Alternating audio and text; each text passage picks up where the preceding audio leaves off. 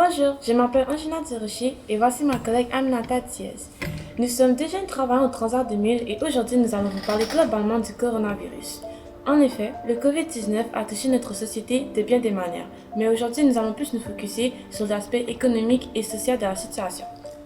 D'abord, il faut savoir que selon le reportage de Marie-Pierre Mercier, il y a énormément d'appels contre les violences conjugales. Et en plus de cela, maintenant, à cause du confinement, les enfants qui étaient obligés de rester avec leur intimidateur étaient dans des environnements nocifs et c'était vraiment pas bien pour eux. Le confinement a été mis en place pour nous protéger, mais ça a affecté beaucoup au niveau mental des personnes qui ont été mises en confinement. Ça a apporté de la dépression, de l'anxiété, de la perte de poids. Puis en plus de ça, certaines personnes ont développé des dépendances envers la drogue et l'alcool. C'est vrai.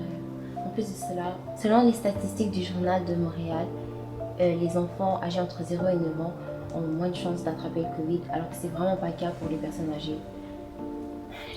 Dans tout mal, il y a toujours un bienfait, mais Quel bienfait ça peut apporter? maintenant, c'est que les personnes âgées ont été négligées dans les CHSLD.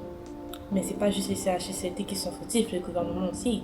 Est-ce que tu es en train de dire que le gouvernement fait avec les moyens du bord? C'est exactement ça. Mais ce qui est le plus triste dans cette situation, c'est que les personnes âgées qui sont mortes du COVID-19 n'ont même pas pu dire au revoir à leur famille et ils n'ont même pas eu de funérailles en leur honneur.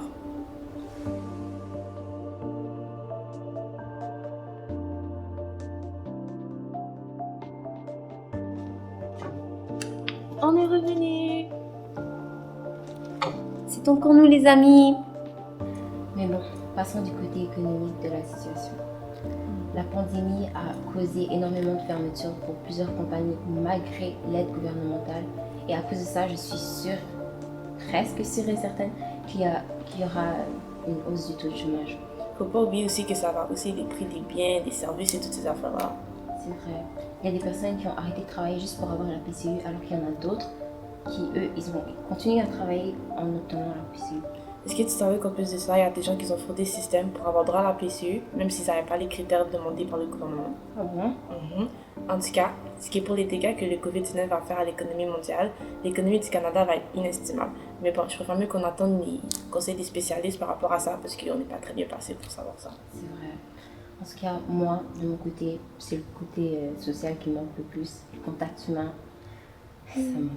Mais en tout cas, j'aimerais juste vraiment dire merci à toutes les personnes qui font en sorte, jusqu'à présent, qu'on puisse s'adapter, nous les étudiants. Et j'aimerais aussi remercier toutes les personnes qui, jusqu'à présent, travaillent en ce moment pour faire en sorte que nous puissions retourner à l'école le plus rapidement possible. Et j'aimerais aussi remercier les deux paliers gouvernementaux, les personnes qui étaient dans la santé et toutes les autres personnes qui ont pu donner de leur sien pour pouvoir nous aider à travers cette situation. Et c'est pour ça qu'il est important de respecter les conseils donnés tels que porter le masque, laver les mains régulièrement et aussi la distanciation. C'est vrai. Et surtout en tant que jeune, on a une responsabilité. Alors s'il vous plaît, respectez les consignes telles que données par Angelina et tout va bien aller.